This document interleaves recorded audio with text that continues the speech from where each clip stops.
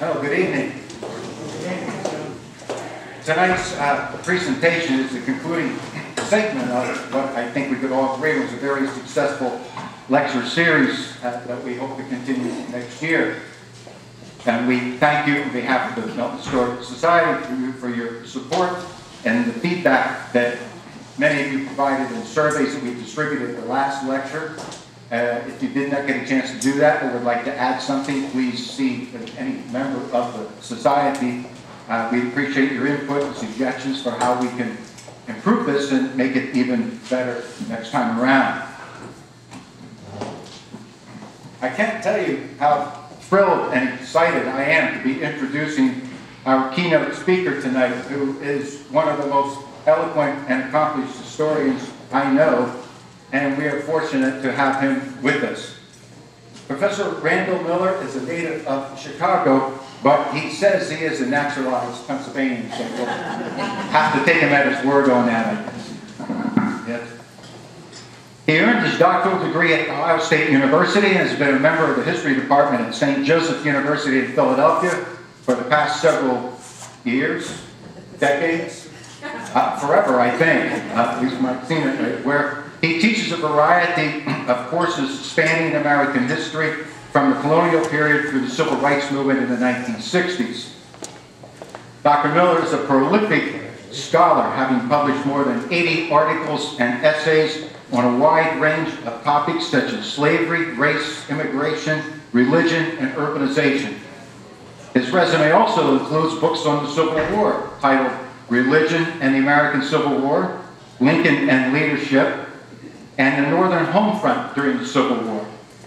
In addition to his Civil War volumes, he is co-editor of Pennsylvania, A History of the Commonwealth, which is used in many college classrooms, and he is the author of the award-winning book, Dear Master, A History of the Commonwealth.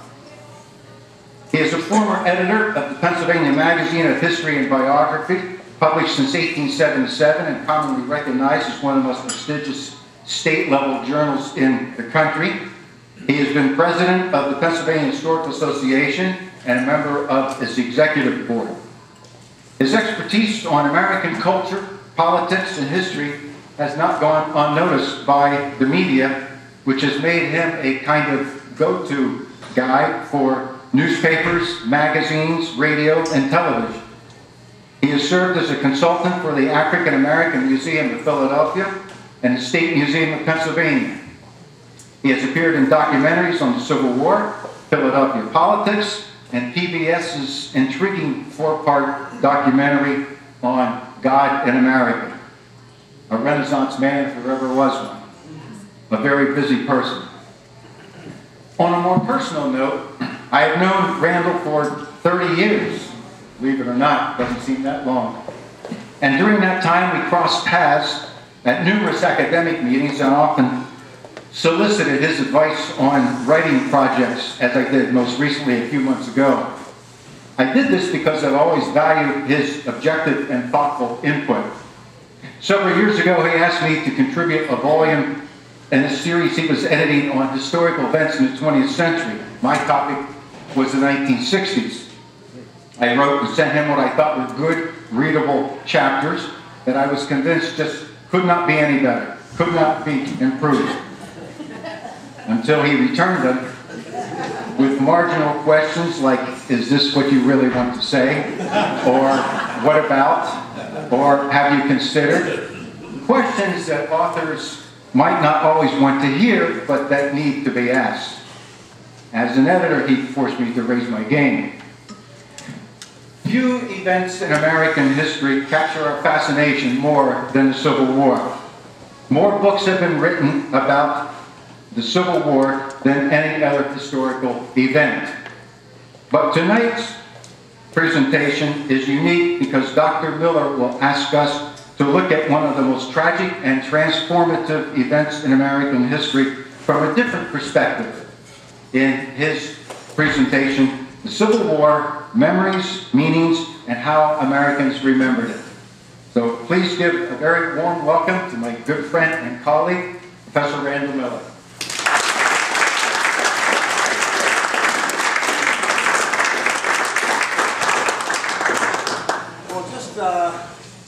warnings here. One is John has already identified me as old.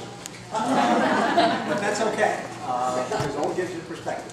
And he's also set up a college professor, and that can be dangerous because if you give a college professor a podium and what have you, then go on and on and on, but I understand you all have to go home, etc. So I will try to press what I'm going to say enough to, I hope, interest you, maybe tease you a bit, and go on what we ask our students to do, and that is do some reading on your own account. And I noticed it was beautiful that you, in terms of the display in these tables, there are books related to the Civil War, and that's its own incentive. I don't know if it's a take-home or not, but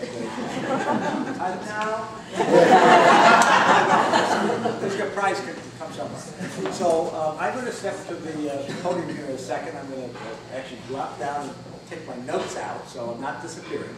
But what we're going to have tonight is a lecture that's going to include visuals. And at colleges now, we're supposed to give what are called trigger warnings, to warn the students that there might be some disturbing stuff, so that they can galvanize themselves or see it or leave the room or whatever. So I'm going to give you a trigger warning, which is after dinner that there are some images in here of the consequences of war. Wars are not pretty, and so people get very messed up in the wars, at least physically. So that's after dinner, probably not a pretty thing, but at least I've done my due diligence and I understand we have a lawyer in the room. So that's important so I don't get sued. So what I'm going to do is turn on the machine. Some of you might be old enough to know what this is. It's called a slide projector. Remember the time with the potlucks in the church basement when the missionary came back and he was going to tell you about his time in Israel or someplace like that. So it's kind of exciting to see this machine. Students love this because it's so old it's new. And they marvel. In fact, students will even say later on, could you bring the slide projector back? Because it's just it's a wonder. Oh, look at this.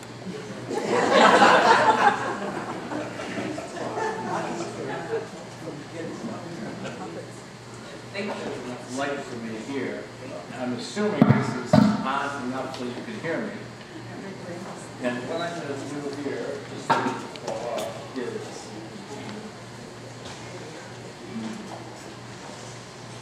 give myself some light in case we decide we want to turn the lights down.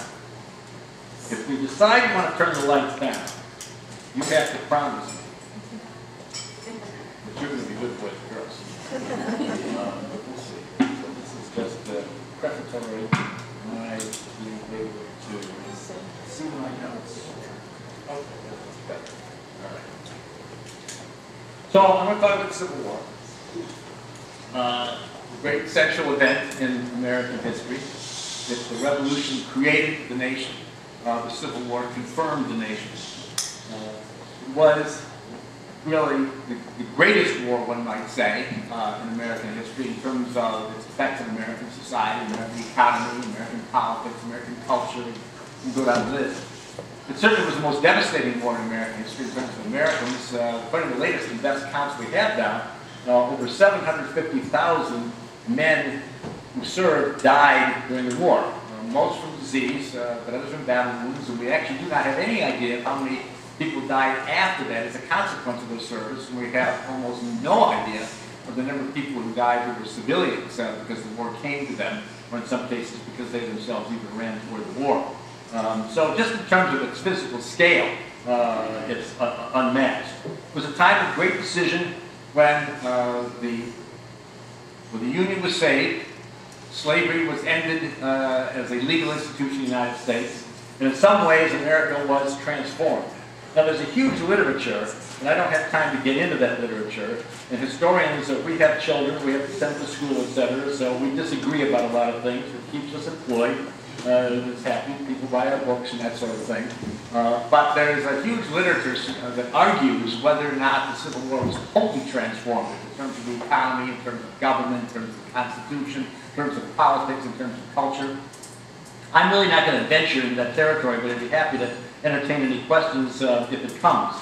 I will say one thing, though, is that for the generation that experienced it and the generation that came after that, and indeed echoes of that continue even to our day, we're still talking about the Civil War, not just as something that happened back in the middle of the 19th century, but most of the basic issues of the Civil War still press in on us. The most fundamental, of course, going back to the American Revolution, but certainly central to the Civil War, is what does freedom mean?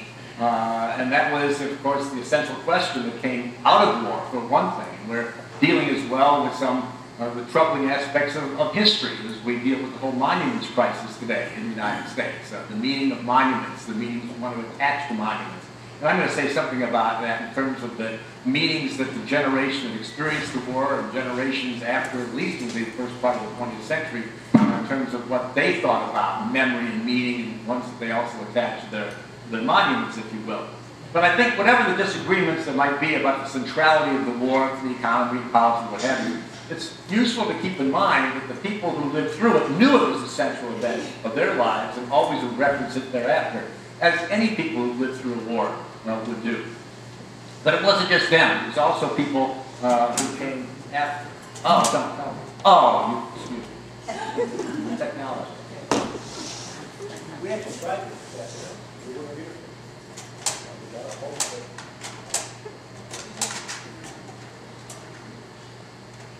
The old trick there. Not silly. No, you just got to persnickety. This would be unfortunate because then you have to listen to me, and God knows you don't want to listen to me.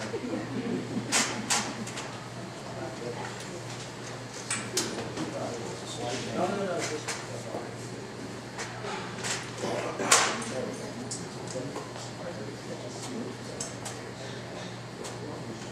There we go. Okay, so just a great slide. Can you all see that? Yes. Y'all can see it? Okay. So, just in terms of the war itself, the people who experienced it, if you're especially living in the South where the war came to you, could hardly forget it. I mean, one of the most obvious things was that the devastation of the war, the death and the devastation of the war. And people living in places like Richmond or Charleston or Columbia, in fact, indeed across the South, would be reminded of the war simply by what was taken away. And what was taken away, of course, was the things that they knew. And if you've ever been in a situation of a war-torn place, you're reminded in terms of its physicality, but the scars on the landscape, and also how disorienting it is. That the things that you once knew, the buildings, etc., that gave you reference points, and put you in a place and all the memories summed up, as some of you are doing with the history harvest kind of phenomenon. They're not there anymore. So that has multiple effects, one of which, of course, is it raises the question, what was there, and what meaning did it have, and where am I now, and where should I go? And that generation felt that. Of course, Southerners more than Northerners, because the war was fought in Southern territory by and large. And of course, one of the other things that occurred was not just the physical destruction, but actually the physical displacement of many people. We had a refugee crisis in the Civil War. We have refugee crises all over the world today. In fact, it's very instructive of how we dealt with the refugee crisis created by the war that might actually inform, in some ways, what people might think about it today. But there was a major refugee crisis in the South as the armies tramped about and came to them, etc. As such was the case.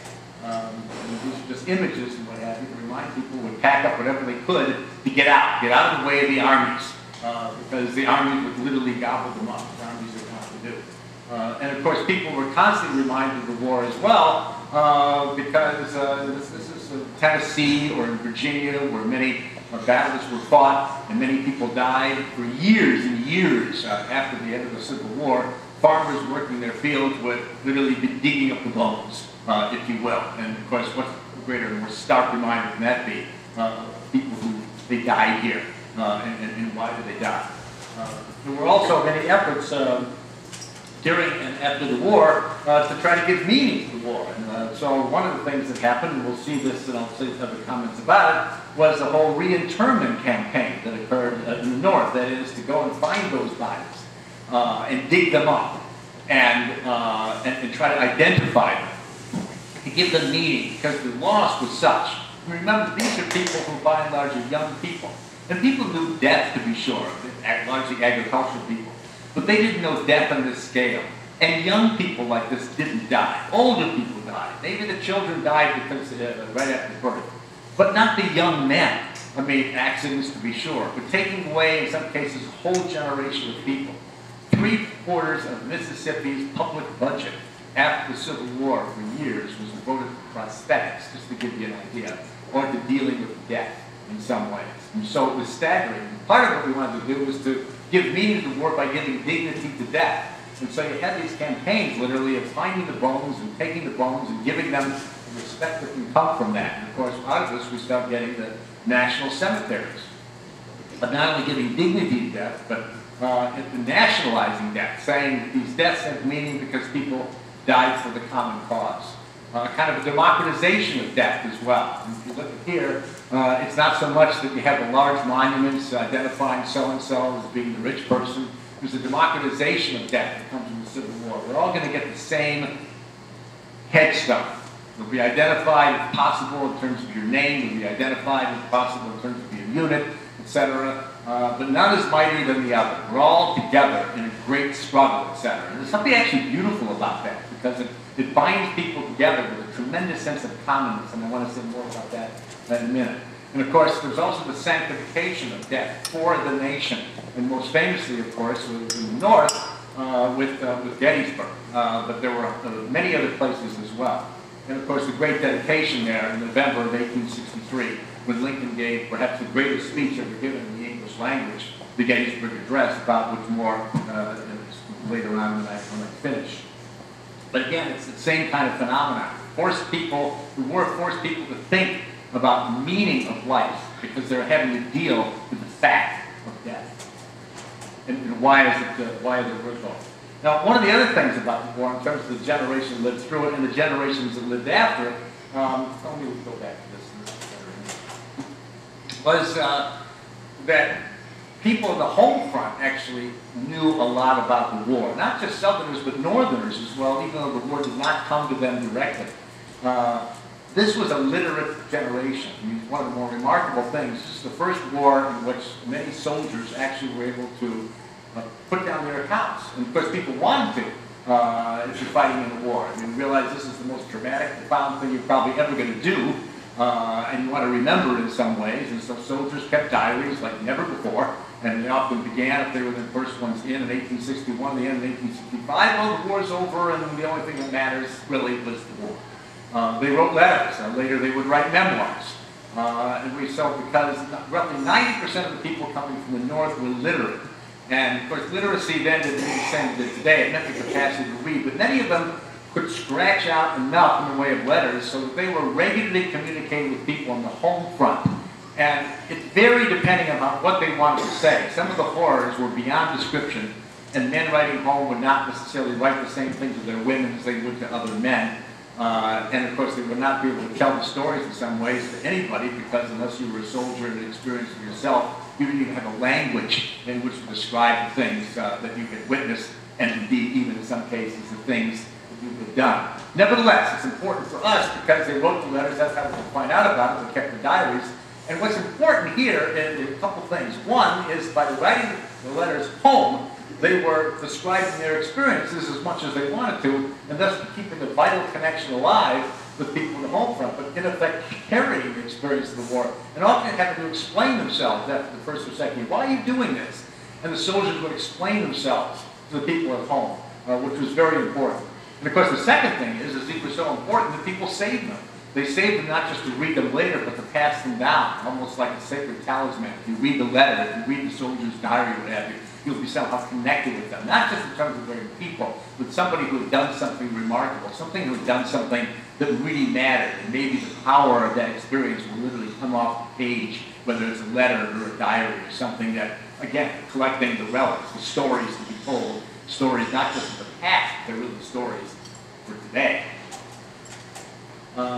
And one of the other things that happens during the war, not surprisingly, is people learned about the war from newspapers and illustrated magazines that also brought the war home to them with a kind of immediacy.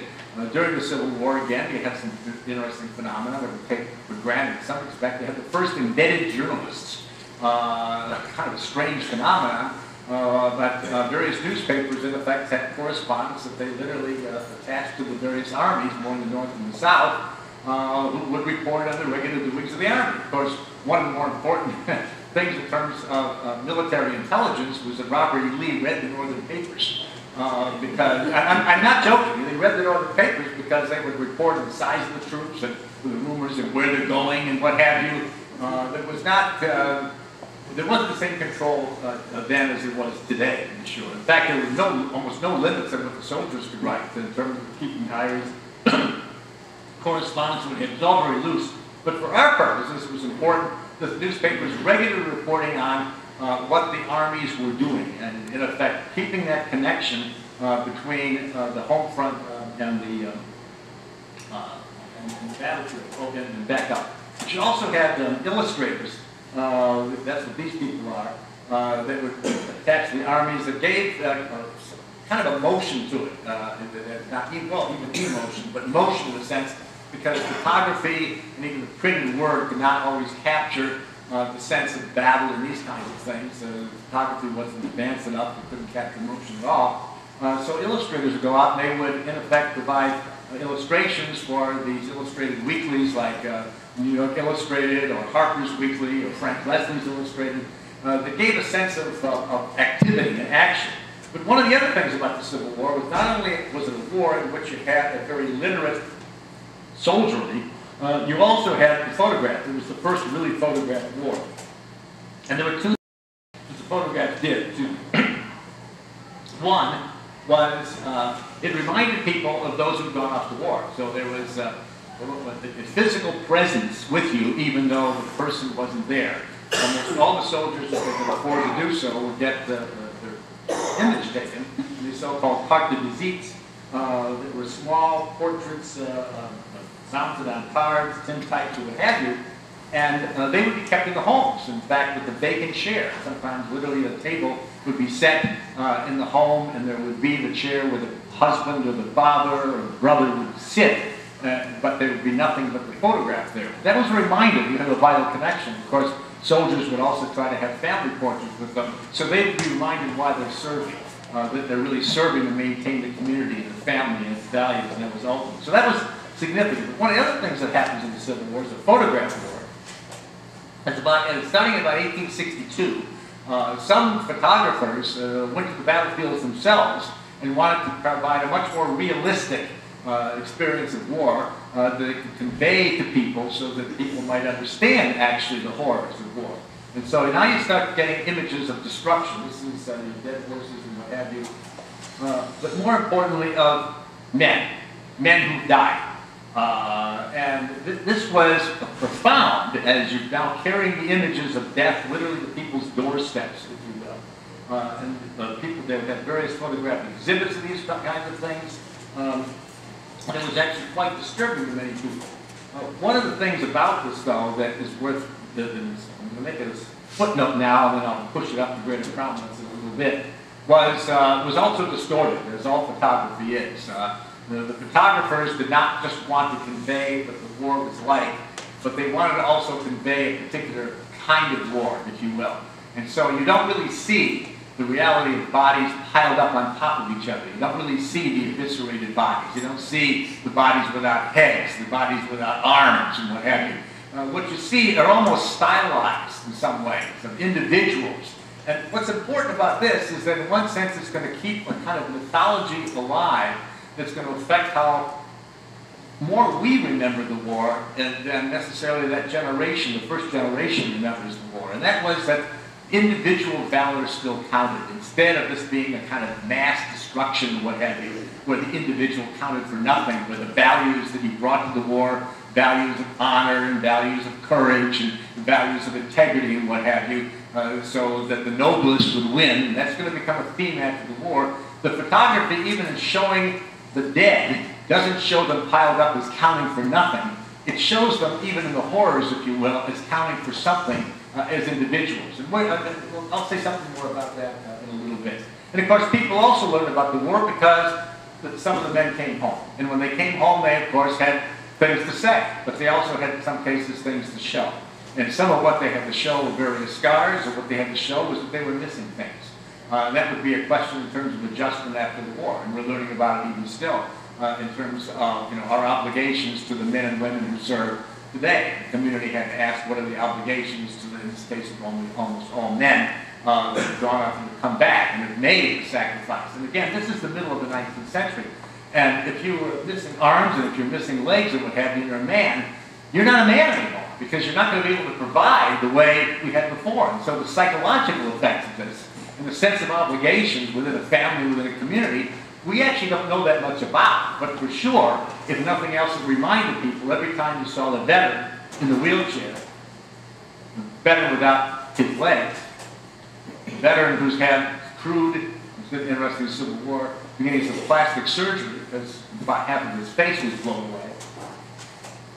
There's somebody that's got to be, figure he wants at least to be able to feed himself. All of these things will remind us as well, the people at the home front. My point being, people at the home front were not completely dissociated from the war. So it's important to them, not because of the people they sent off to war, it's important because they were also experiencing the war.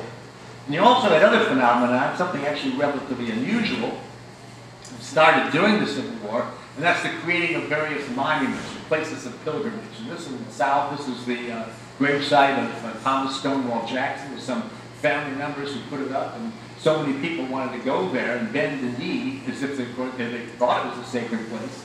Eventually put a little fence around it, not surprisingly. Eventually be a larger monument, but you begin to sense, even during the war, that women and even veterans themselves are trying to establish ways to remember that war and give it a kind of sanctity and spirituality and purpose that otherwise might not have. And again, emphasizing that the individual can still count. The values people brought to the war were not shattered by the war. It wasn't you gobbled up by a machinery of war. No, individual valor counted. We should remember that. We should celebrate it. Which, like with all monuments, the purpose of which is not just to remember, but to encourage people to go forth when the crisis comes to them, so that they will act responsibly, as our heroes have done. And of course, every southern town wanted to remember as well. What's interesting about all the monuments that went up in southern towns, and of course some were to generals and some were to colonels, but many of them were to the Minutemen of the South. And just like in Massachusetts, you get the Minutemen statues, etc. The Minutemen theme was picked up by Southerners after the war as well. And what's the Minuteman theme? That is free people, the common man, the simple yeoman Republican farmer, the ideal, the freest person in the world who owns nothing but himself and his own labor. That when danger comes, when somebody comes to take the liberty away, as the British have tried to do in the 18th century, now we're going to protect ourselves because the Yankees tried to do it in the 19th century. And that is that the common man is going to take his gun, he's going to come to the square, and he's going to fight against the invader, whoever it is, in order to protect the community, but more importantly, to demonstrate his commitment to liberty. And so you've got all these Minutemen statues, always in the public square, and I don't know how many Southerners there are, people know this is from Decatur, Alabama, they're always facing the same direction. Anybody know what direction they're always facing? They're facing north, because that's where they come from. The Yankees are coming again. So every time you're in the public square, you've got the church, you've got the courthouse, but you've got the reminder in terms of not only what was, but what might still be, which means your own obligation. Often the past, after all, is never the past. But even during the war, you're starting to get these monuments put up in battle sites, what have you. This is First Manassas, one of the first ones being put up by soldiers or what do I have to say? Spouses and mothers and what have you of soldiers. And this was very unusual. Two unusual things. I mean, having the monument movement, one could say, starting before the war is over by the participants in it. Secondly, going back to the Minuteman idea, these as well, is even the celebration of the common soldier rather than simply emphasizing the great men, who do get much emphasis to be sure, but in effect looking to the commonality of it, the people's general experience, and our experience, not just somebody who is exalted, if you will. That's very unusual because Europeans did not do that in terms of looking at the people who were to be remembered in war. But Americans did. It was a kind of democracy and that's phenomenal as well. And these things became didactic. So after the war, for years, for generations, the veteran would take the family there to remember the battle where he fought. And of course, the purpose there was not just to recollect, the purpose was to instruct the children so they would be able to do the right thing when their moment came. Certainly, the moment would come for them. In fact, whole states made money with the number of monuments that started to come immediately after the war and will continue through the 19th and early 20th century. I mean, I'm sure New Hampshire and Vermont probably would have gone broke if they hadn't all these monuments going up and they're just sending this stuff down like crazy to be chiseled out. And it wasn't just Southerners who were doing this. Northerners were doing it as well.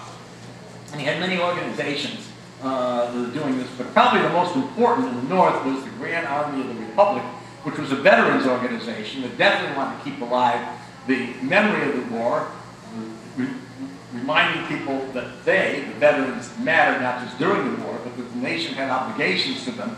And this veterans organization had over 400,000 people as late as the 1880s and was the most powerful lobby in the United States, lobbying for veterans benefits, among other things. The last veteran benefits paid out in the Civil War, in terms of pensions, what have you, I believe were paid out as late as the 1940s, certainly well into the 20th century. I mean, they were really good at it, and no politician in the North would ever ignore the power of this very effective veterans lobby. And they also, of course, put up statues. In this case, this is fighting Joe Hooker, who didn't fight so well in Chancellorsville. But nevertheless, a great hero there in the public square in Boston, Massachusetts. Again, the purpose was celebratory, but the purpose was also reminding people, and it was also to pressure the Massachusetts legislature to remind them, there's stuff owed to us because we were there. We were the ones who were there with fighting Joe, or whoever it was. But as the time went on, of course, the veterans are going to get older. And one of the things that they start doing is, often happens with veterans, is maybe 10, 15 years after the experience, they start remembering the experience and even begin to willing to tell it to other people other than veterans, although they're more comfortable with veterans than anybody else, then as now, in many instances. And one of the things that soldiers started to do was to have these so-called re-encampments where the old regiment would form and would go to places where they fought the great battle, where they had demonstrated that they really mattered in life, where they were men, and that really counted. And so these re-encampments became really quite extraordinary in terms of their general effect, not just on memory, but again, how people would remember their service and the meaning of the war. So this is one in the Georgia Regiment, 25 years after the war, getting. And what happened by 30 years after, 40 years after, this is the 50th re-encampment, is a process by which the veterans from the North and the South, even though they still had some distrust for each other, and some could never, in effect, say that you're as good as me, they did get together in these re-encampments, and they would sit side by side at some of the re-encampments. They, again, like veterans, they appreciated that I might not have agreed as to why you fought, but I respect that you did fight and how you fought. And that created a kind of bond that was an important process by which the reasons why the war was fought, and it was fought because the South seceded from the Union in order to protect and advance the interests of slavery. That's why the war happened. But by the end of the 19th century, through re-encampments and other ways, and memoirs and writing, people emphasized the bravery of the men, steadfastness of the men, what have you, and were not really interested in discussing why they fought in terms of any political reason. They fought because their communities called them to fight. And because they were noble men, they did fight. And they could respect each other. And as late as the 1920s, these guys still able to walk. I don't know if they're continent or not, but they're still able to walk these parades. And of course, we also ritualized these things by creating special holidays, instead of Memorial Day or what have you, or Memorial Days. So the whole community would be reminded of the service of these men. But over time, they just basically started to have themselves that they could trust and tell stories to. I don't know what else they're doing there with their hand. We better move on. That's not to worry. But the men die, and each death would count, and there would be each community with each death would be reminded that somebody from that community had served. Remember, people were coming from all over, so it's not as if they're just drawn from one particular area anywhere. in that sense, the Civil War also democratized the memory of it because there was usually somebody from that community who had served in some kind of way. So those deaths themselves kept alive a memory of the war and giving meaning to the war. And eventually, of course, they pile up. And one of the most interesting ones that I like, not because of the death, but because of the kind of metaphoric meaning, is that in 1891, Joseph Johnston was one of the pallbearers of William Tecumseh Sherman's coffin. Sherman had died. Now, Johnston was the Confederate general that Sherman had squared off against in the Georgia campaign and going through Georgia. And it's a beautiful, symbolic suggestion that these people who had opposed each other could now find common ground, if you will, with respect that came because they had been noble men. And actually even would get these sort of rituals of reconciliation among the soldiers. And what they were saying with these things is not that we respect each other, but the only thing that mattered in terms of memory was what the soldiers had done in the battlefields. Not again the causes of the war, or in some cases not even the consequences of the war. So issues such as slavery and what have you were literally being written out of the memory of the war, so the only thing that mattered was the experience of the battle itself and the way men conducted themselves in that battle, which for years also became the dominant interpretation even in places like Gettysburg, became highly politicized 10, 15 years ago when the National Park Service suggested that they needed to, in effect, raise questions of why people fought, not just how people fought, if you will. But that was part of the process that was going on among the veterans themselves through the end of the 19th century and the beginning of the 20th century. But of course, they do come home. The Southerners, of course, to see devastation, and the Northerners supposedly to a brighter life. Okay, we'll back up. All right, so I got two moving along. That's grand thing. Moving on. Couple more things, and you want to go. So thinking about the Civil War, the meaning of the Civil War, there are many things we're going to emphasize, but I want to start with insert now two. James McPherson, the Pulitzer Prize winning Civil War historian, some of you probably read him and seen him on TV, whatever. Everybody references McPherson, even if you don't agree with him at some point. In his book, Ordeal by Fire, he opens the book by saying there are two things we often forget about the Civil War, because they're the most obvious things in terms of the meaning. And if nothing else, we need to remember them. And they're remarkable, but we take them for granted. The Union was saved, and slavery died. Both of these, in the middle of the 19th century, would have been considered, and were considered by contemporaries, impossibilities. In terms of the Union surviving, Europeans had argued since the beginning of the Republic, the Republic can't possibly succeed. It defies all political science and what have you. That everything you know about republics is that sooner or later they're going to come apart. And as Americans become more democratic, that ensured that this great experiment was going to fail, because democracies always fail.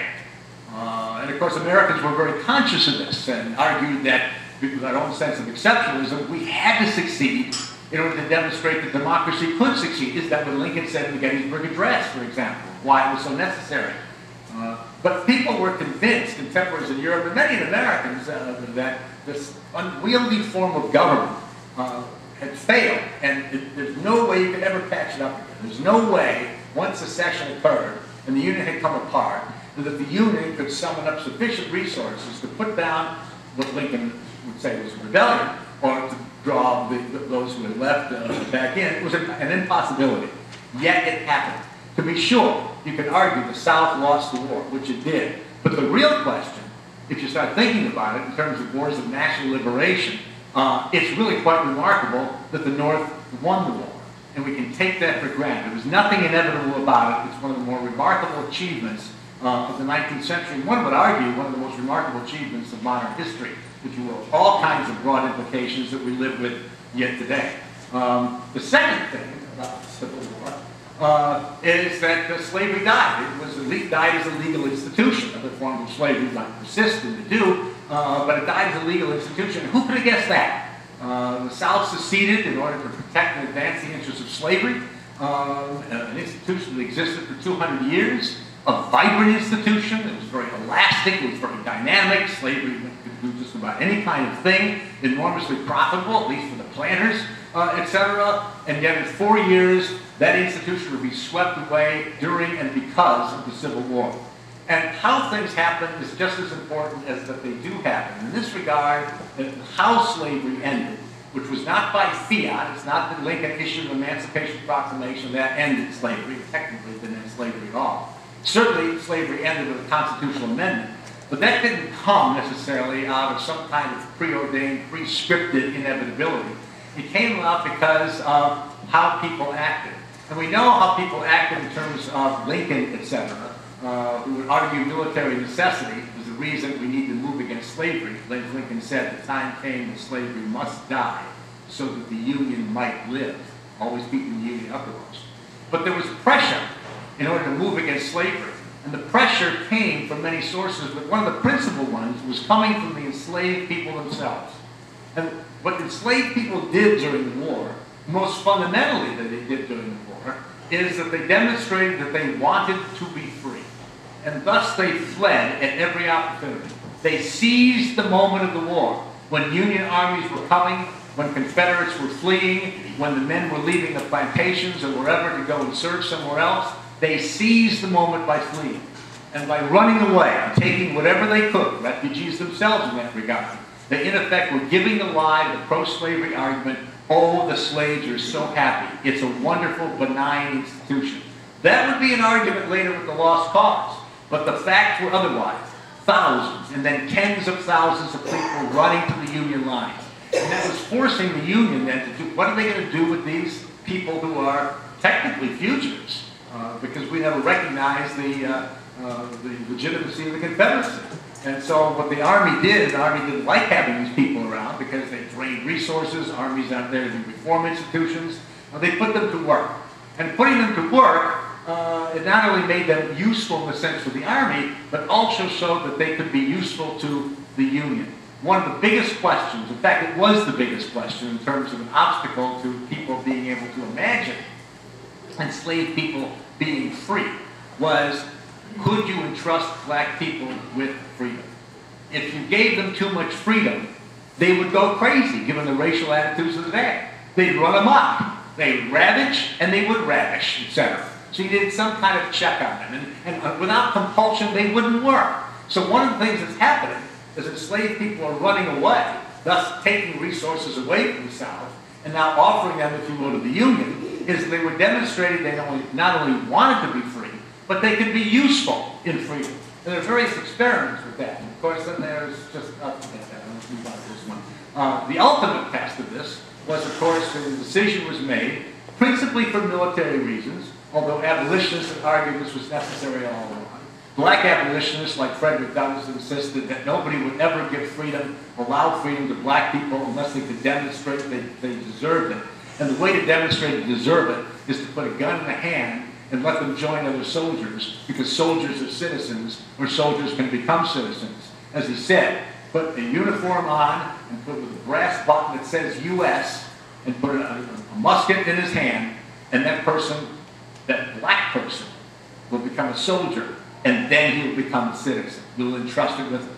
And the service of blacks, roughly 200,000, about 180,000 plus in the military, about 20,000 in the Navy during the war, was a remarkable test of their capacity to be responsible, and a remarkable, in the end, testimony that they were responsible in terms of how they thought and how they acted, so that more people could imagine them being free. You could trust them with freedom. So how freedom came is also going to have enormous significance. And the end of this as well is it also created a moral obligation, because freedom was not given to the enslaved. Freedom was earned by the enslaved. And during and then after the war, black veterans would insist we had earned our freedom.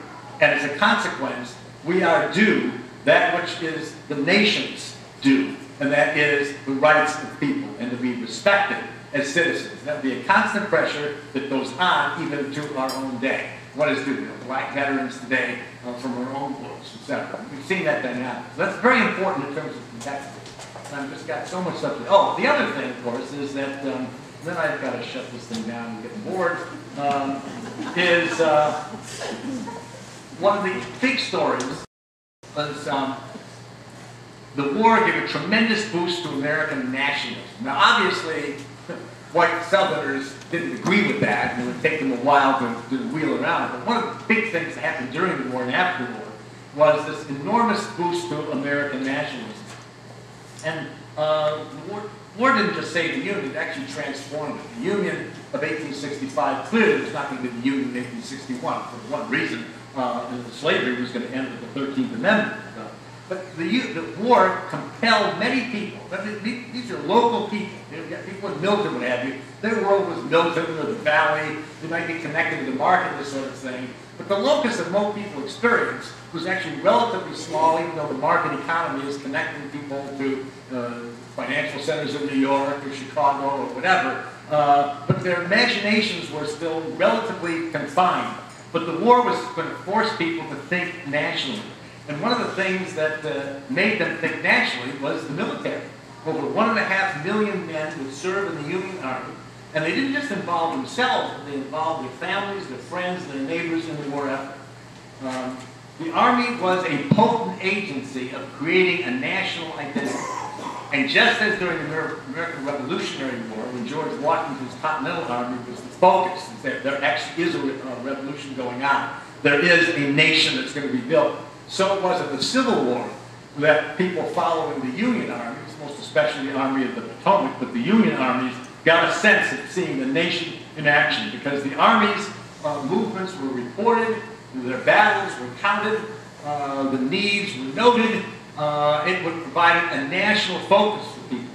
And it's useful to remember that the men who served in the Army were being thrown together with people that they had never seen before, in some cases from places that they never heard even existed before. So now you can have Massachusetts men with Michigan men and with Minnesota men. I think those are 3 M's with the company of Minnesota, right? That all of a sudden they're discovering how much they're alike and not just their differences. And they're going to places like Missouri or Mississippi, and they're going to those, a lot of M's here, Miller, that in going to these various places, they're actually seeing America. They're experiencing it by these contacts, but they're also experiencing it by physically being in places they hadn't happened before. And one of the effects that this has, and it's kind of political sciencey, if you will, is that it helped create what Ben Anderson in political science called the imagined community. And it's a nice term anyway. And that's the idea that you can believe that there are people that you don't know living in places away from you that share your values. So much so that if they're threatened, I would come to their defense. And that if I'm threatened, would come to my defense. It's got an imagined community. And so today, there are people in California we care about. We don't know them, we've never met them or what have you, but we think that they're Americans. So if Little Rocket Man, lobs one of those things over there to knock out Stockton or wherever he's going to hit it, we would consider that attacking us here in Milton or in Philadelphia, what have you. That's the imagined community. So people's imagination of a world bigger than just their little home is dramatically expanded, even exploded as a consequence of the Civil War.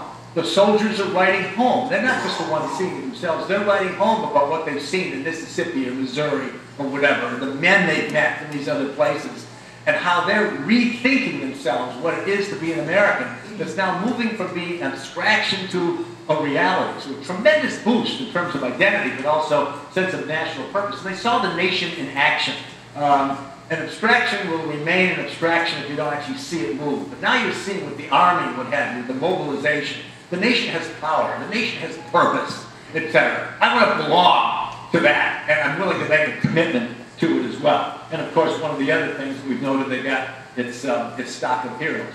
Now, what's interesting about this as well, and I'm almost done, what's interesting about this, well, to me anyway, is that just as in the American Revolutionary War, so in the Civil War, but much more so, this required a national effort because this was a national crisis.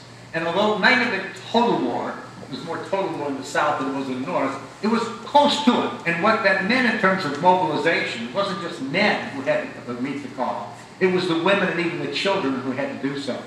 And women did rally in the South as well as the North. But I'm going to emphasize the North here. So you can find, in terms of women, in effect, heeding the call for the Union, soon for the nation, that they would do things that you expect women to do. First thing, of course, is they expected their men to be men. That is, that they would rally to the flag, they'd put down the rebellion, etc., and they would conduct themselves honorably while they were in service. They wouldn't learn to curse, they wouldn't learn to gamble, they wouldn't learn to do other things that guys do when they're away from unsupervised women, etc. But the women had their own obligations. And so initially they would do things, and this is the Pennsylvania Academy of the Fine Arts, where women in Philadelphia are gathering to sew the flags for the regiments and what have you. And that'd be a reminder, the regimental flags, that we belong to a community. Soldiers felt an obligation to defend the community, etc.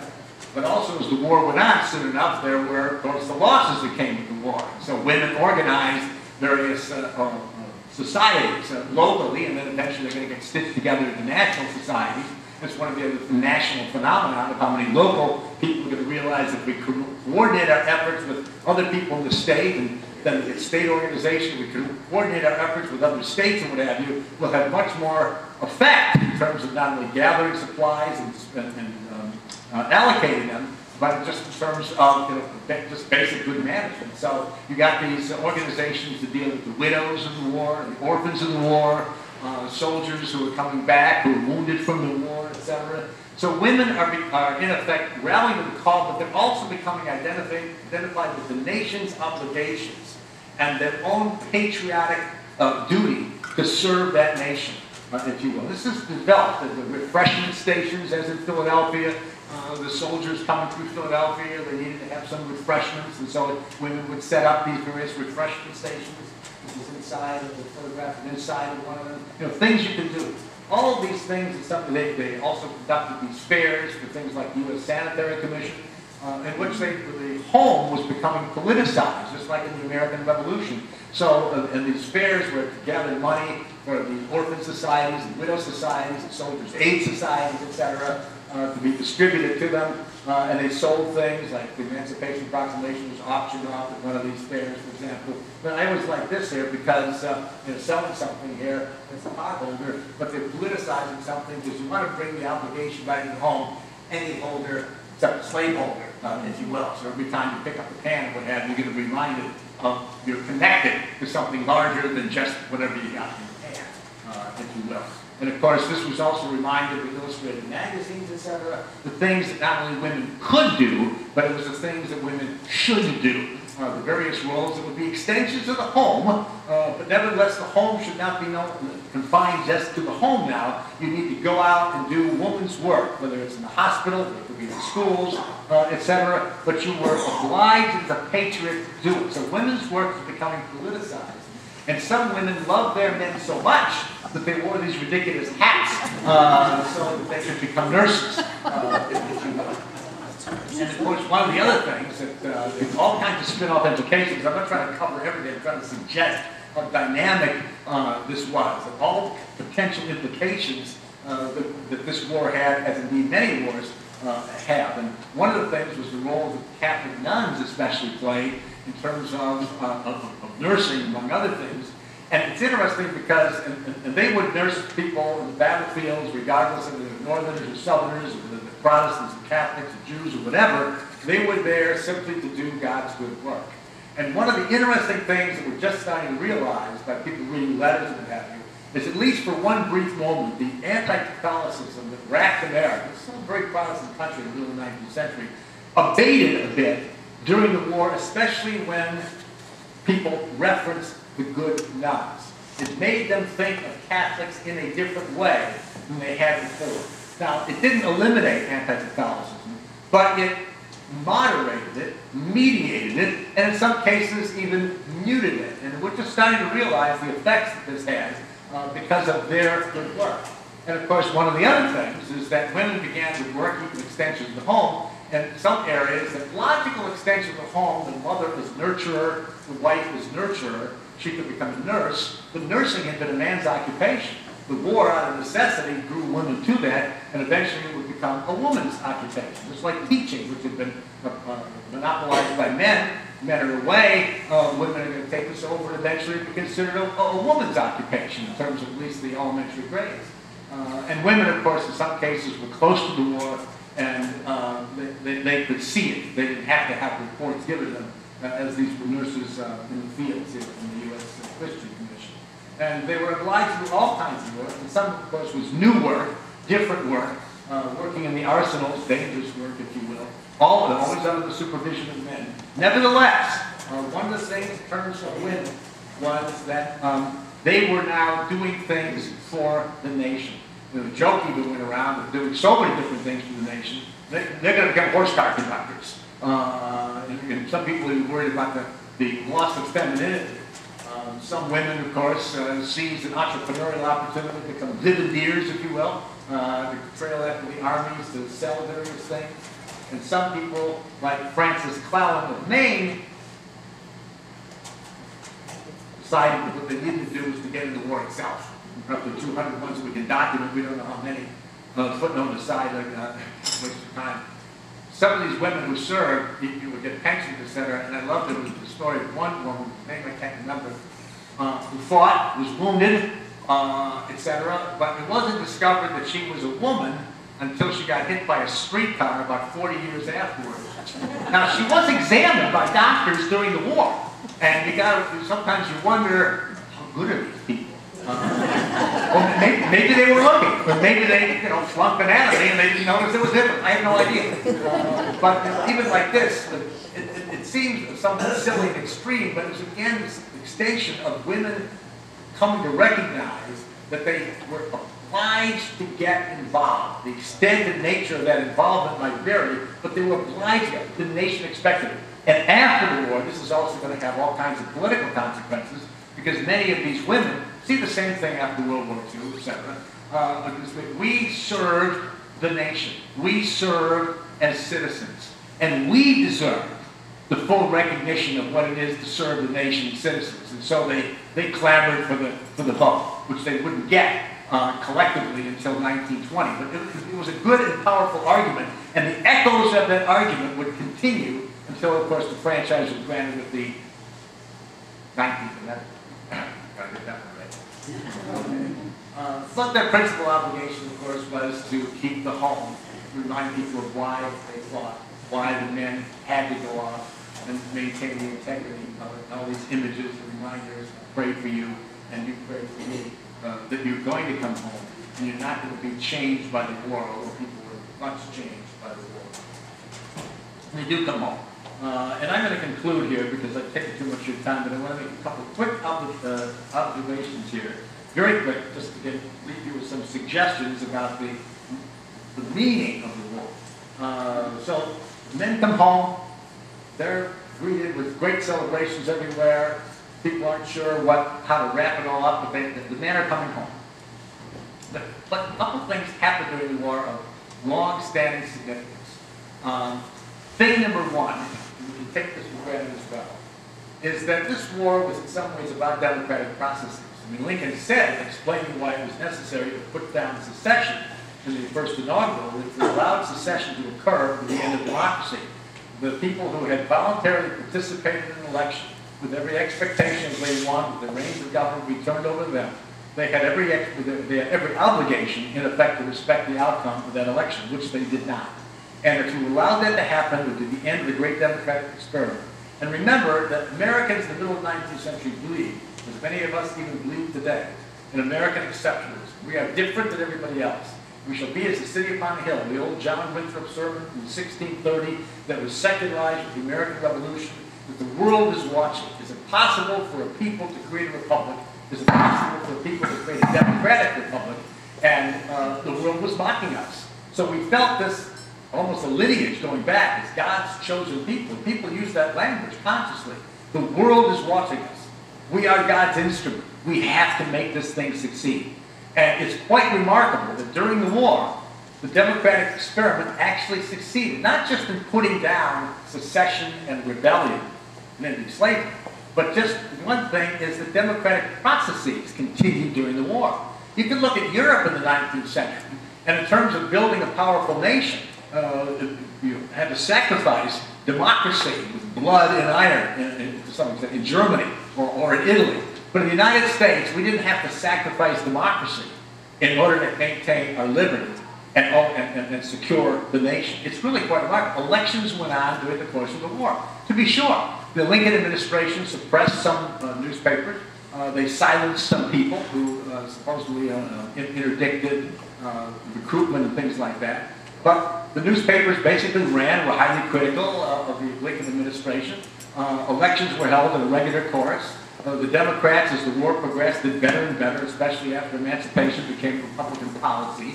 And Lincoln in 1864 expected to lose. And we have his private memory. He expected to lose, and the most remarkable thing about that, of course, there was no effort to prevent the election because there was a war on. He not only expected to lose, he made every preparation for a peaceful transfer of power if he and the Republicans did lose. That's a remarkable, remarkable thing if you think about the implications for democracy. If the world was watching America in terms of can democracy succeed, the real test would be not just in putting the rebellion down, but what did you do with the power when you had it? And Lincoln administration thought that that power was always a limited power. And in the end, if they had to, even though they had great obligation to win the war, they would turn it over to the other side. Related to this was something else. And that is a reconception, never fully realized, but a reconception of the definition of liberty and its relationship to government. People coming from the 18th century to the middle of the 19th century, and we still have it today, it looks, again, political science uses the term negative liberty, and in terms of the government's relationship to liberty. And basically what they mean by that is that people have fundamental liberties, but you need government to do certain things, and protect you from enemies and these kinds of things. But you want to limit government wherever possible, because the tendency in government has become ever more grasping. As it becomes more grasping, it's going to take your liberty away from you. And so you have all these strictures on government of what it can't do. Congress shall make no law, Bill of Rights and what have you, etc. Very limiting kinds of things because you fear that a grasping government will inevitably take your liberty away. That's negative liberty. But one of the things, there were some people who argued for what's called positive liberty, use political science term again. And this is the idea that the democratic government can actually be an instrument for, an agent to create more liberty, rather than invariably being, like any government, an enemy of liberty. And positive liberty was demonstrated during the war. It was demonstrated in terms of things that government did do in order to expand the possibility of liberty for people. So during the war, you had all this wartime legislation, the Homestead Act, which would make it possible for people to go out west, if you will, and take up land, government, still, federal government still owns most of the land. I think the Trans-Mississippi West owns a lot of it still, virtually all of it then, that you could take up land, if you built a habitation on it, put a crop in there, lived there for 5 years, it was yours. And what's the foundation of liberty? Why, it's owning property, owning the fruits of your own labor. So, in effect, this was a means whereby government saying, I can extend liberty to people who don't have the liberty that comes from owning your own land, owning the fruits of your own labor. To facilitate that, you have the Moral Land Act. It's going to create colleges like Penn State University, if you will. It's going to provide agricultural and mechanical arts education, what have you, so that farmers, especially, will be better. You have the Department of Agriculture to have more scientific farming so that people can succeed at farming. You had the Transportation Act, you built a Transcontinental Rail so people can go and be connected to markets. You had all kinds of positive legislation that not only was saying that if we win this war, the future is going to be better than the present, but was also saying that government is not necessarily the enemy of liberty. It can be the instrument of liberty. Of course, the ultimate example of that was emancipation, which ends up, of course, with the 13th Amendment. What more positive liberty could there be in terms of ending slavery, which is the antithesis of liberty? And of course, you do get the 13th Amendment, nothing inevitable about it. Ends slavery as a legal institution. It's the only time, of course, government has actually taken people's property away without compensation. But that, of course, we can argue for moral reasons and whole other reasons that, in that case, it was an expansion of liberty rather than a detraction from it. And Lincoln did remind people that unless you ended slavery, unless you dealt with the problem of unfreedom, you would never be able to secure freedom. Finally, I think that one other thing is to think of, and then I wrote those. what if the Union had failed? The world would be a very different place. We wouldn't have the great democratic experiment. We would have the unraveling of governments and what have you, and the principle that if I lose an election, then I'm going to secede. We have secession movements going on all over in democratic societies today. What would have happened if slavery had persisted and grown instead of being defeated here? And even what would have happened in terms of the United States? You know, the Civil War didn't just save the Union and transform it into a nation. It's interesting, Lincoln stopped using the term Union and increasingly used the term nation. And if you listen to the Gettysburg Address, he never uses the term Union at all. He uses the term nation. And that's pretty interesting because nation is a collective of people. It's not just a construct. It's that we have shared values, shared interests, shared obligations. And he starts using that term. And one of the other things suggesting this is just that people started thinking in terms of the United States in plural, from plural to singular. It used to be before the Civil War, it was these United States. After the war, it becomes, as we say it today, the United States. And just conceptually, it's a huge shift. But one of the things that happened is the success of the Union of the Civil War didn't just defeat secession and slavery. It also made the United States a preeminent power in the Western Hemisphere. We're heading in that direction anyway. But a preeminent power in a very important way. And that is that the British finally recognized the American preeminence in the Western Hemisphere. And in one sense, Canada was going to happen anyway. But Canada owes its own independence to the American victory in the Civil War and the British recognition that maintaining colony, if you will, in North America was, in the long run, would be a fool's errand. And Mexico as well. The French had used the disruptions in America to try to install Maximilian there. The French supported autocrat. We had made it clear during the war it was unacceptable. There was nothing we were doing about it. But when the war was over, it was clear the United States might do something about it. And whereas the Mexicans then were able to galvanize their forces in order to drive Maximilian out, and the French chose not to support Maximilian because they feared the United States of America and ruining their relationship in the Western Hemisphere. So you can start thinking of all kinds of implications that are even geopolitical, if you want. But let me just leave you with one thing, because I do have to close, and that is let us leave with really the greatest explanation of why it was necessary to fight this war and why it was necessary to win this war. Not just for that generation, but for generations thereafter. And of course, that's Lincoln's Gettysburg Address, in which he explains why it was necessary to fight this war. And interestingly enough, he harks back, not to the Constitution, but he harks back to 1776, the real beginning of the nation. Is not in drafting the Constitution in 1787.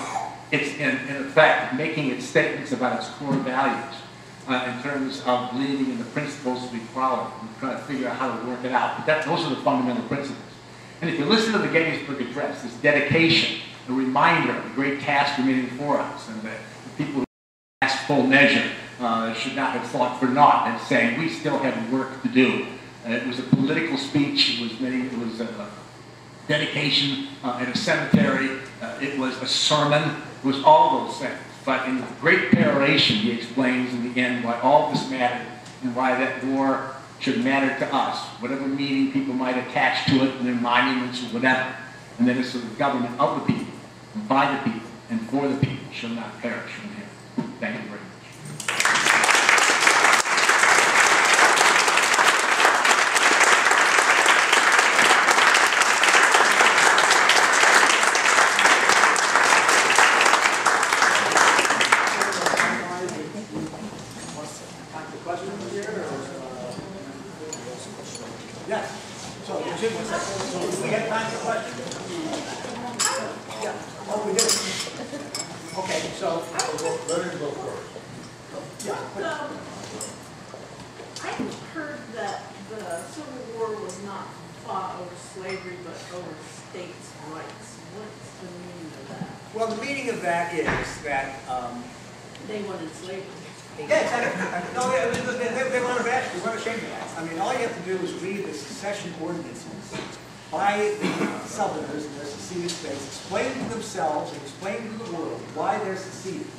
South Carolina, Mississippi, Alabama.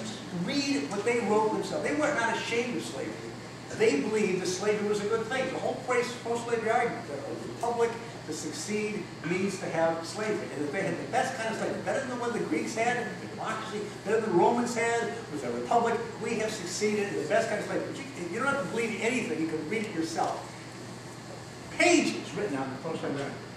But the secession ordinances, clearly one would think, would be their explanation, not just to themselves but the world. This is why we're doing this. And what they said is, we think a federal government coming into the wrong hands will attack slavery and destroy our freedom. That's what they say. We think slavery is good. We think slavery is endangered. The only way we can save it is leave it. Now, just get a little judgy. Can I take a minute on this? Okay, so, Southerners, like many people, are for a strong national government. They want something, government to do something for them, and they're against the strong national government if they don't want that thing to do for them. So, the most dramatic expansion of federal authority that occurred from the time of the beginning of the Republic up to the Civil War was the Fugitive Slave Act of 1850, that Southerners demanded the condition of having any compromise. It led to a dramatic expansion of federal authority by the creation of federal slave commissioners who were paid on the basis of fee basis of every case that they took up of a fugitive slave, $5 for every case. Then they had a police power, and then they could sit as judges in non-jury courts in which no black person, not even the fugitive himself, could in effect issue testimony. It's what the Southerners wanted, because they thought, fugitives are bad, because they're disruptive, etc. We can't allow this to happen. Some are running away, and then that commissioner would get $10 if he found against the slave, the alleged slave, and send him back. And he had the power of deputizing people, so that if you, a free person in Pennsylvania, was deemed to be said, okay, and there are examples of this. I'll give you one. This is sort of a composite. What is it now? It's April? It's still cold outside. And Jesse in Delaware County, a good farmer, honest man. He knows what honest will give you. The cows in his hand.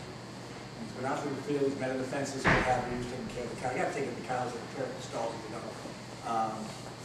comes in to the family hearth, and there sitting in the family hearth, a hard day's work, is his wife, and his two children, little children, they're so cute. And the warmth of it, and he sits down and he says grace, blessing God, the freedoms he has, the freedom to work as an honest man, the freedom of having a wife who's an honest woman, children who are innocent children to be raised. There's a knock on the door. Jim, you gotta come out here. There's a fugitive he's armed and he's in the woods, and I'm deputizing you to go get him for me. And that happened.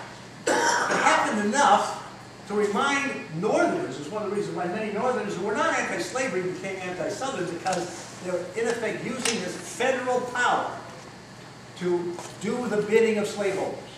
And this was an enormous federal power, because northern states have been passing personal liberty laws, invoking states' rights, saying we do not want to become involved with taking up fugitive slaves. Get them yourself. So, and then there's Abelman versus Booth, which is a Supreme Court case, when some northern states continued to insist on states' rights, that they didn't have to participate in this kind of activity. The Supreme Court case, the Southern-dominated Supreme Court, said, no, you have to do it. You cannot do these kinds of things. So there are instances where the South insisted on a very powerful federal government so it can impose its will on the North. Their complaint is they're going to lose the power of the federal government with this election. And because they would lose the power of the federal government election, they thought the Republicans were anti-slavery, that's why they left. So how do they get the states' rights deal out of this? Most of the states' rights arguments as the cause came after the war. And as you suggested, it wasn't cause of it. States' rights is an instrument to do something. The cause was the desire to protect slavery, which they believed was essential to their idea of liberty. So states' rights is a mechanism. But after the war, there was this effort, the so-called lost cause, not only to celebrate the Confederate soldier as noble, what have you, but to erase slavery as the cause of the war. and people like Jefferson Davis would have you in their own accounts of it, they emphasized this was a constitutional crisis. And that's really why we had to leave, because it was a constitutional crisis, because they were threatening states' rights. But as you suggested, states' rights for what purpose, etc. So the evidence is overwhelming why they left. You simply have to look at it in their own ordinances. And the Stevens, what's his first name? I can't remember the. Thaddeus. No, great guy, Thaddeus Stevens. Yes, the Vice President of the Confederacy, Alexander Stevens, what have you. He said explicitly, why are we doing this? For slavery. That's what we're doing it. They were not ashamed. After the war, they become not so much ashamed, but they want to change the conversation, if you will. That was part of the way people remembered it, and part of the erasure of that that's going to occur by the end of the 19th and beginning of the 20th century. One of the reasons for all the monuments movements that people had, they had the ones that were going on during the war and after the war, but one of the interesting ones, and that's what the flap is today. The flap is today about the Manassas Monument. The flap's not today about the monuments to the soldiers and the town squares and these kinds of things. It's about monuments that were putting up by the United Daughters of the Confederacy in the 1890s or 20th century, 1950, in effect celebrating this idea of the noble Southerner who was not fighting for slavery, what have you, but was an honorable man. And a lost cause mythology that in effect was trying to erase from memory slavery and shift the focus to something else. And that's why some people, African Americans and others, they look upon these monuments, understand they were being put up at the same time Jim Crow legislation was going on. They were being put up at the same time disfranchisement was going on. This was all part of a much larger story to, in effect, not only deny them fundamental rights, but to erase them altogether from history, except to make them banjo-plucking happy little slaves down there singing songs that Disney might pick up for a movie in the 1950s. So, you got a question? Are we okay with that? Yeah. Dr. Plaisance, I thought your presentation was outstanding. Oh, thank you. Really, really good, okay. Obviously from my accent you can tell that I'm a Southerner. I'm from the walls of Louisiana, okay. That's great. And my family's from Virginia. Right. And the other thing is, I'm as liberal as anybody in this room. People that know me know that. And but I want to say a couple of things about prior to your presentation. If you want to remark on that, fine. Prior to the Civil War, I can talk mostly about my own state. Louisiana, Mississippi, and South Carolina were the three most richest states in the United States. They were the wealthiest, okay, by total income divided by population. I think Louisiana may have been second. Now, if Lincoln could have given us some time, we probably maybe could have solved the problem, okay? But he was under tremendous pressure, and understand, I worked for the government all my life, and I understand the pressures and the politics of it. But that it could have been avoided, I think, but I'm not sure. At least a chance of it, because after the Civil War, okay, there was no way that we could give up, you know, raising cotton is tremendously labor intensive. There's no way we could have just done away with that. As a result of the Civil War, you did that, basically. And my state became the poorest state in the Union, and is still the poorest state in the Union. Whereas before, it was one of the richest. So it's a problem. But I'll just point this out because that's at the bottom. If Lincoln was trying to negotiate to a certain extent, but he was under tremendous political pressure, you know, not to do that. But I think if we could have been given some time, 5 years or something like that, maybe the length of the Civil War, we could have come some kind of way where we could have worked around that. But it was devastating to us. Okay? Just devastating. So are you saying given time to end slavery? Is that what you're talking about? Yeah, that's what okay. So, of course, Lincoln didn't end slavery, although it was an instrument to end slavery. There were many involved who had interest in that. And when Lincoln, in the Emancipation Proclamation, argued constitutionally how it was that he could do something against slavery in the argued on the basis of military necessity, which meant that when the war was over, the legal status of such people would still be in question, which is why he wanted 13th Amendment. But in terms of Lincoln doing anything, of course, Lincoln was the responder initially, not the initiator. Lincoln and the Republicans were elected to office, and South started seceding even before they came to office. This is when he had this long hiatus that wouldn't end until 1946, I think, where elections occurred in November, and then the inauguration of the president was in March. It was a long secession winter, during which time 7 southern states, including the 3 rich states, all left the Union in order to protect the interests of slavery, because they feared that Lincoln and the Republicans were anti-slavery, which they were in the extent to which they believed slavery was wrong, and they were going to bottle slavery up, not move against it directly, as Lincoln said. There was nothing constitutionally the President of the United States could do against slavery where it already existed in law and state. The Constitution of the United States had left slavery as a local institution.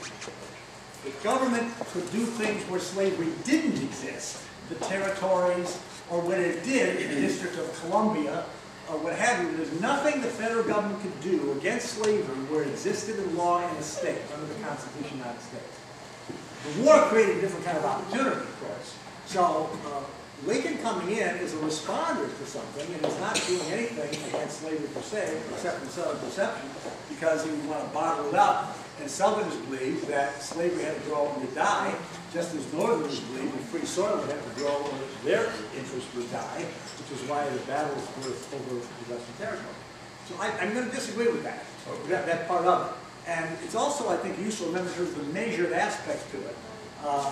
Lincoln was not an abolitionist. Abolitionists were asking for, they were the fringe group, you might say. They were asking for the immediate, uncompensated, universal emancipation of the slaves.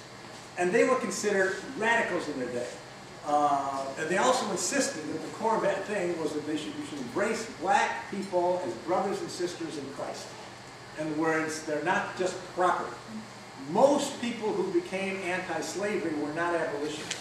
They're talking about confining slavery so it can't grow, and they don't necessarily feel any obligations to black people in terms of bringing them into the fold as brothers and sisters in Christ, or definitely citizens or whatever. So that's useful to keep